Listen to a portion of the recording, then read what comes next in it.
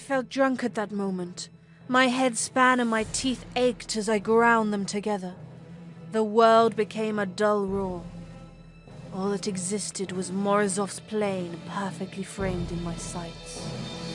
I felt a brief moment of satisfaction as he fell from the sky. Smoke curled from his plane, flames licking hungrily around its engine. I spitefully hoped that he was still alive to feel the terror of that moment. I like to think that I wasn't myself. To kill in war is not murder, but Morozov had made me a murderer. All those innocents in the factory I bombed, it was unforgivable. And my vengeance against Morozov didn't wash clean my sins. It was yet more blood on my hands. I had learned that money cannot pay for everything.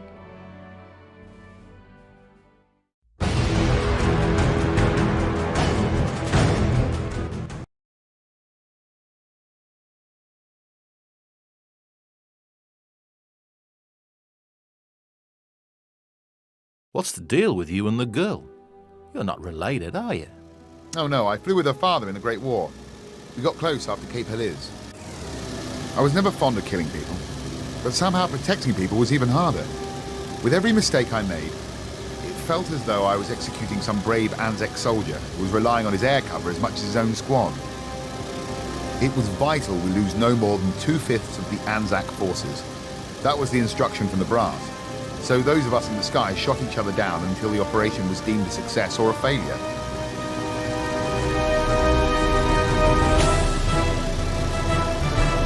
I didn't see much of Guillaume de Beck this time out. Not until after the battle, when he caught up with me in the hospital. Hospital? You were down? That's right. Cape Heliz was where I joined the Survivors Club. I think that's why Guillaume approached me as much as anything. All his friends were dead. He was all alone.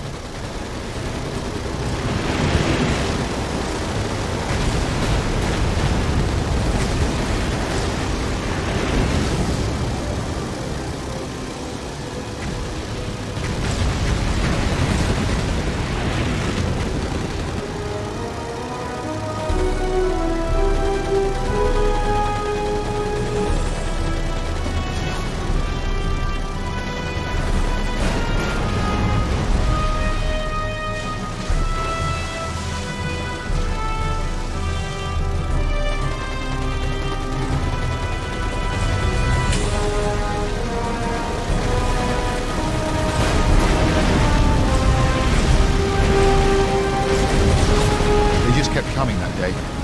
I still dream about it sometimes.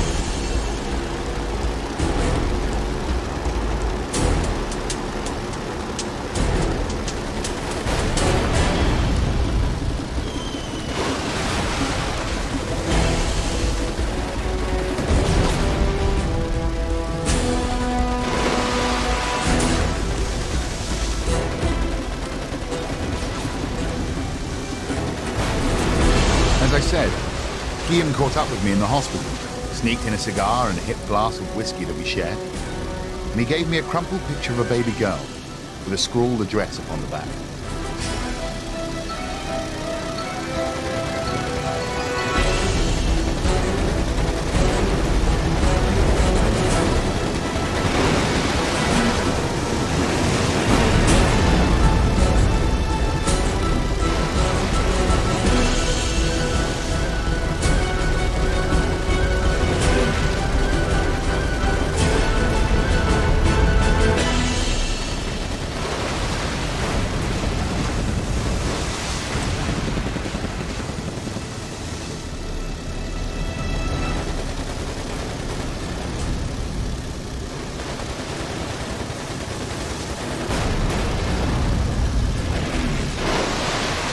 Hedging his bets is what Guillaume said.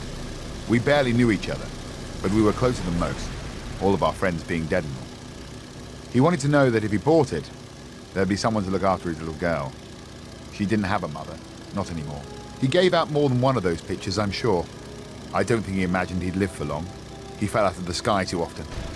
And of all the people he gave a picture to, well, I was the one that found her first. And that's when I quit drinking. Began to try to bring her up, with her old man in mind.